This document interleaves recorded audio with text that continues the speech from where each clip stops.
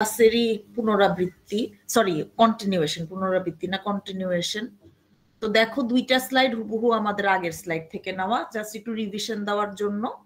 আমরা দেখছিলাম যে অপারেটিং সিস্টেম যেটা করে যে একাধিক প্রসেস থাকলেও প্রতিটা প্রসেসকে এমন একটা ইলিউশন দেয় যে ও একলাই খালি প্রসেসরের মধ্যে রান হচ্ছে, আর দুইটা প্রসেসের মধ্যে যদি ইন্টার প্রসেস কমিউনিকেশন দরকার পড়ে ওইটাও দেখে। এটাকে আমরা হচ্ছে বলি যে টাইম শেয়ারিং এর মাধ্যমেও করে থাকে, এবং এটাকে আমরা প্রসেস অ্যাবস্ট্রাকশনও বলে থাকি। আরেকটা আমরা যেটা দেখছি মেমোরি ভার্চুয়ালাইজেশন করে, যেটার কনসেপ্টটা ছিল যে মনে করো র্যামের মধ্যে একটা প্রসেস কিন্তু একবারে সব পুরাটা জায়গা পায় না, ও হচ্ছে খাবলা খাবলা করে করে যেখানে যেখানে খালি জায়গা থাকে র্যামের ওইখানে হচ্ছিল গিয়ে রাখে।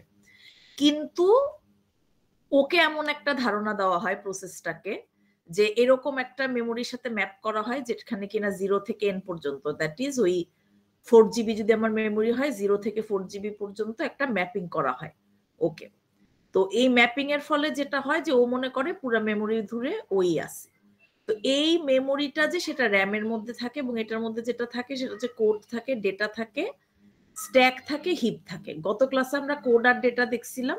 স্ট্যাক আর হিপ হচ্ছে বিভিন্ন ডেটা স্ট্রাকচার যেগুলির মধ্যে হচ্ছে প্রসেসটার বিভিন্ন ইনফরমেশন সেভ করা থাকে। যেমন মনে করো যে আমরা যদি কোনো রিকার্সিভ ফাংশন চিন্তা করো, রিকার্সিভ ফাংশন কল করলে ওই ফাংশনটা বারবার কল করা হয় বিভিন্ন ভ্যালু দিয়ে, ওই কল করার পরে ওই ভ্যালুগুলো আবার রিটার্ন করে। তো সেই ইনফরমেশনগুলো কিন্তু স্ট্যাকের মধ্যে হচ্ছে স্টোর করা হয়। তো এইরকমই আরো অনেক রকমের ইনফরমেশন হয়তো স্ট্যাকে হিপে স্টোর করা থাকে। তো এটা হচ্ছে ওর মেমোরিটা। এখন এখানে অপারেটিং সিস্টেম যেটা করে যে একটু আগে আমরা বলছিলাম যে টাইম শেয়ারিং এর মাধ্যমে প্রতিটা প্রসেসকে এমন একটা ফিল দেয় যেন ওই একমাত্র হচ্ছে ওইখানে রান হচ্ছে। এখানে দুইটা কনসেপ্ট আছে, একটা হচ্ছে পলিসি, একটা হচ্ছে মেকানিজম। পলিসি হচ্ছে আমি এই মুহূর্তে কোন প্রসেসকে অ্যাক্সেস দিব আমার সিপিইউতে, সেটা হচ্ছে যে দ্যাট ইজ রান করব, সেটা হচ্ছে আমার পলিসি। আর মেকানিজম হচ্ছে যে এই যে একটা প্রসেসকে ইসে করে আমরা হচ্ছে হইলো গিয়ে আরেকটা প্রসেস ইসে করি, একটা প্রসেসকে কি জানি বলে, একটা প্রসেসকে মনে করো রান করতেছিল, ওই প্রসেসটা থেকে অ্যাক্সেস নিয়ে আমরা আরেকটা প্রসেসকে দিই। তো এই যে ক্ষমতার বদলটা হয় এটাকে আমরা বলি কনটেক্সট সুইচ। তাইলে আমার ইসেটা হচ্ছে পলিসিটা হচ্ছে যে এখন কোন প্রসেসটা রান হবে, আর ইসেটা হচ্ছে মেকানিজমটা হচ্ছে যে ইসে কি হবে কি জানি বলে, ওই একটা প্রসেসকে থামাই দিয়ে আরেকটা প্রসেসকে যখন আমরা চেঞ্জ করব প্রসেসরের মধ্যে তখন ওইটাকে বলে আমার মেকানিজম। তো এখন একটা প্রোগ্রামকে যখন আমরা রান করি তখন বলি যে আমরা ওইটাকে একটা প্রসেস বলা হয়। তো একটা প্রসেসের আসলে বিভিন্ন ইসে থাকে, কি কি থাকে দেখো, একটা ইউনিক আইডেন্টিফায়ার থাকে যেটা দিয়ে প্রসেসটাকে আমরা হচ্ছে আইডেন্টিফাই করি। ফাইলের যেমন আমরা দেখছিলাম যে একটা ইউনিক আইডেন্টিফায়ার থাকে যেটা দিয়ে প্রতিটা ফাইলকে ইউনিকলি আইডেন্টিফাই করা যায়, ওইরকম প্রতিটা ইসেরও একটা করে প্রসেস থাকে যেটা দিয়ে হচ্ছে গিয়ে ইউনিকলি আইডেন্টিফাই করা যায়। এরপরে হচ্ছে হলো গিয়ে কোড আর ডেটা থাকে যেগুলি কিনা স্ট্যাটিক, এগুলি কোনো চেঞ্জ নাই। স্ট্যাক আর হিপ অন্য দিক দিয়ে ডায়নামিক, একটু আগে যেরকম বললাম যে তুমি কি ভ্যালু দিয়ে কল করবা ওইটার উপরে কিন্তু তোমার ডিপেন্ড করবে যে ইসে তোমার রিকার্সিভ ফাংশনটা কয়বার কল হবে বা কিভাবে হচ্ছে গিয়ে রিটার্ন ভ্যালু আসবে। এরপরে হচ্ছে আরো যেটা থাকে প্রোগ্রাম কাউন্টার থাকে, আমরা দেখছিলাম প্রোগ্রাম কাউন্টার হচ্ছে যে বর্তমানে আমার কোন ইনস্ট্রাকশনটা হচ্ছে এক্সিকিউট হচ্ছে সেটা হচ্ছে আমার প্রোগ্রাম কাউন্টার। বিভিন্ন রেজিস্টার থাকে যেখানে কিনা আমরা বলছিলাম রেজিস্টার হচ্ছে এক একটা ছোট ছোট মেমোরি, আর এসপি হচ্ছে স্ট্যাক পয়েন্টার যেটা কিনা আমার স্ট্যাকের দিকে পয়েন্ট করে থাকে। তো এগুলি হচ্ছে একটা প্রসেসের মধ্যে থাকে। তো এখন এখানে অপারেটিং সিস্টেমের ভূমিকাটা কি, অপারেটিং সিস্টেম আমরা গত ক্লাসেই বলছিলাম যে যেটা করে যে মেমোরিতে কোড আর ডেটা গুলাকে লোড করে, প্রোগ্রাম কাউন্টারটাকে হচ্ছে গিয়ে ইনিশিয়েট করে দেয়। তো এরপরে যদি কোনো স্ট্যান্ডার্ড ইনপুট আউটপুটের দরকার পড়ে তখন ওইটাকে হ্যান্ডেল করে। তো এগুলি হচ্ছে আমার অপারেটিং সিস্টেমের এখানে ফাংশন। এখন এই যে আমার প্রসেস আছে, একটা প্রসেসের 5টা স্টেট থাকে। 5টা স্টেট কি কি, একটা হচ্ছে রানিং প্রসেস যে কারেন্টলি আমার সিপিইউর মধ্যে রানিং হচ্ছে, আরেকটা হচ্ছে রেডি, যে ও এখন রান হতে পারবে, কিন্তু যেহেতু অন্য টাইম শেয়ারিং এর মাধ্যমে অন্য প্রসেসকে টাইম দেওয়া হচ্ছে, ওকে আমি এখন ওয়েট করাচ্ছি। এটাকে ওয়েটিং প্রসেসও বলে অনেক সময়। ব্লক প্রসেস হচ্ছে যে কখনো যদি কোনো প্রসেস কোনো ইনপুট আউটপুট রিকোয়েস্ট চায়, তখন ওই প্রসেসটাকে ব্লক করে রাখা হয় এবং ইনপুট আউটপুট যে রিকোয়েস্ট আছে ওইটা ফুলফিল করে পরে আবার ওই প্রসেসটাকে রান করার চেষ্টা করা হয়। নট নেসেসারি রান হবে, রান করার চেষ্টা করা হয়। আর দুইটা স্টেট আছে যেগুলি একদম ইজি। নিউ স্টেট মানে মাত্র হচ্ছে প্রসেসটা ক্রিয়েট হইলো, ওইটাকে বলে নিউ। আর হচ্ছে ডেড মানে প্রসেসটা এক্সিকিউট করা শেষ হয়ে গেছে, তখন টার্মিনেটেড হয়ে গেলে ওইটাকে বলে ডেড। এখানে দেখো বিভিন্ন ট্রানজিশন দেখাইছে একটা স্টেট থেকে আরেকটা স্টেটে। প্রথমে আমার একটা প্রসেসের প্রথমে হচ্ছে আমার প্রসেসটা রেডি অবস্থায় আছে। টাইম শেয়ারিং এর মাধ্যমে যখন সিপিইউ স্কেজুলিং অ্যালগরিদম ওকে স্কেজুল করলো, তখন ও রানিং শুরু হইলো। আবার মনে করো যে ওকে মনে করো কিছুক্ষণ রান করার পর এখন অন্য প্রসেসকে সময় দিবে, তার মানে ডিসকেজুল করা হলো, তখন আবার ওকে রেডি করা হলো। এরপরে মনে করো যে ও রান হচ্ছে, এমন সময় যদি কোনো আইও রিকোয়েস্ট ইনিশিয়েট হয়, ইনপুট আউটপুট রিকোয়েস্ট, তখন ওকে ব্লক করে দেওয়া হবে। ব্লক যখন ডান হয়ে যাবে আবার ওকে রেডি অবস্থায় রাখা হবে। কেন রেডি অবস্থায় রাখা হবে রানিং এ না দিয়ে? কারণ ওই টাইমটাতে আমরা তো সিপিইউটাকে আইডিয়াল বসায় রাখবো না। আমরা ল্যাবেও বারবার বলছি যে সিপিইউ সাইকেল অনেক এক্সপেন্সিভ, আমরা সিপিইউ সাইকেল ওয়েস্ট হইতে দিব না। কাজেই আমার যখন আইও রিকোয়েস্টটা ইনিশিয়েট করছে, যতক্ষণ পর্যন্ত ব্লক আছে আইও রিকোয়েস্টটা করতেছে, ততক্ষণ হয়তো সিপিইউ অন্য আরেকটা প্রসেসকে রানিং শুরু করে দিছে।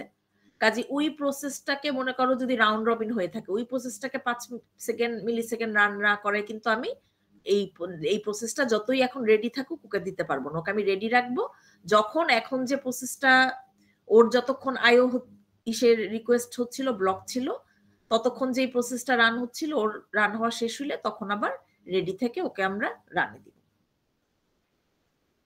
এখানে একটা ছোট্ট উদাহরণ দেওয়া আছে, দেখো দুইটা মাত্র প্রসেস 0 এন্ড প্রসেস 1। প্রথমে প্রসেস 0 রানিং হচ্ছে, তো যেহেতু প্রসেস 0 রানিং হচ্ছে প্রসেস 1 রেডিতে আছে, আর রানিং হচ্ছে রেডিতে আছে। এরপরে প্রসেস 0 একটা আইও ইনিশিয়েট করলো, তো কাজে কি আমি সাথে সাথে প্রসেস 0 কে ব্লক করে দিব আর আইও রিকোয়েস্টটাকে এক্সিকিউট করতে থাকবো। ততক্ষণে আমার প্রসেস 1 কে তো বসায় রেখে লাভ নেই, কারণ প্রসেস 0 ব্লক আছে, তো এখন আমার সিপিইউ আইডেল আছে, সিপিইউ কে আমি আইডেল কেন বসায় রাখবো? আমি প্রসেস 1 কে রান করা শুরু করে দিলাম। তো এখানে মনে করো রাউন্ড রবিন চলতেছে আর প্রতিটা প্রসেস 5 মিলি সেকেন্ড করে টাইম পাবে। তো দেখো ও হচ্ছে হলো গিয়ে রান হচ্ছে।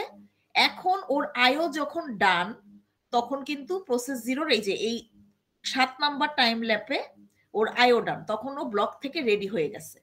কিন্তু যেহেতু প্রসেস 1 রান হচ্ছে, ও ওয়েট করবে। এখন প্রসেস 1 রান করলো, এই যে 1 2 3 4 5 মিলি সেকেন্ড রান করলো, এরপরে রেডি থেকে আবার ও রান করা শুরু করলো। ওর আগে 3 মিলি সেকেন্ড রান করছিল, পরে বাকি 2 মিলি সেকেন্ড আবার রান করলো। এখানে টাইম 1 থেকে শুরু করছে, তোমরা চাইলে 0 থেকেও শুরু করতে পারো। তো এরকম পরীক্ষা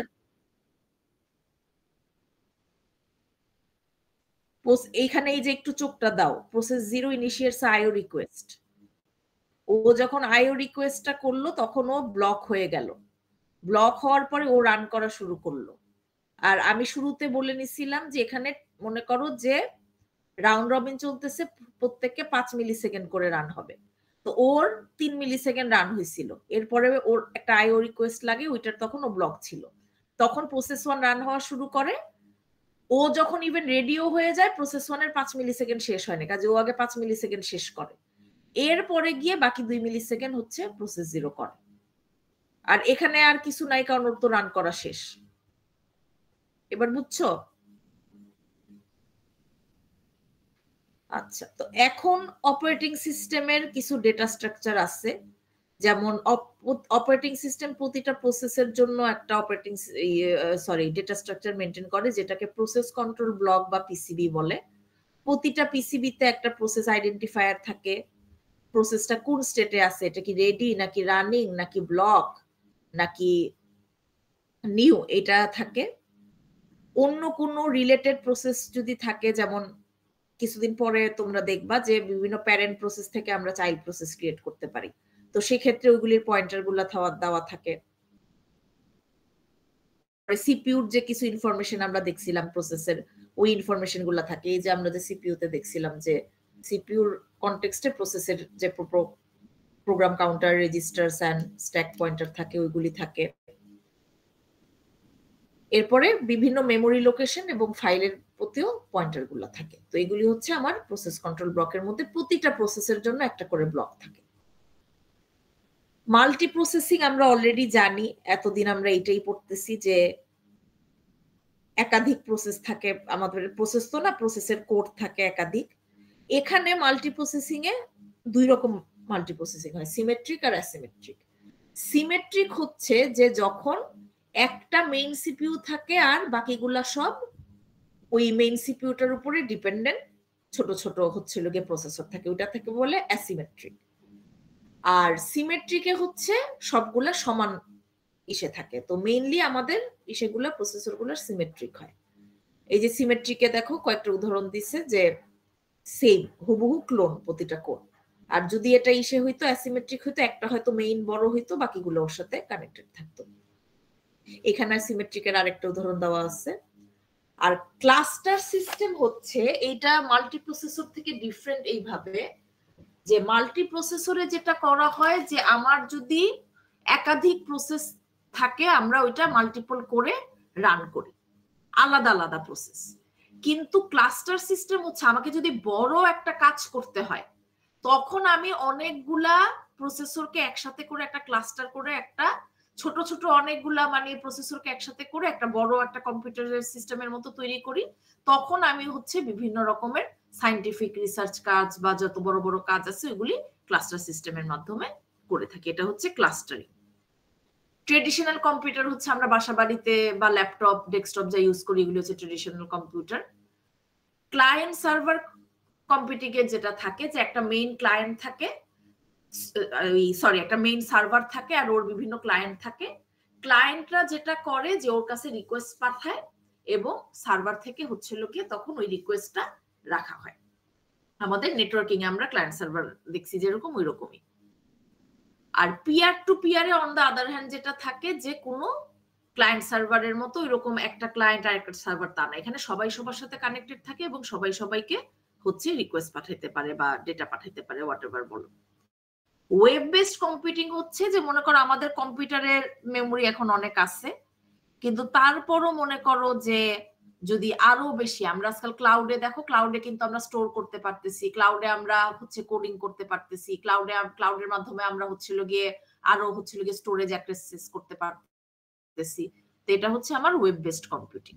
লাস্ট স্লাইডে এসে পড়ছি আমরা দুইটা জিনিস যেটা কিনা আমরা নর্মাল লাইফে ডে টু ডে লাইফে হচ্ছে একই অর্থে ইউজ করি কিন্তু আসলে একটু পার্থক্য আছে। প্রোটেকশন হচ্ছে যে মনে করো আমার একটা কম্পিউটার একাধিক ইউজার ইউজ করতেছে, এখন একে অপর থেকে হচ্ছে যদি আমি প্রাইভেসি দেই, মনে করো যে আমাদের যে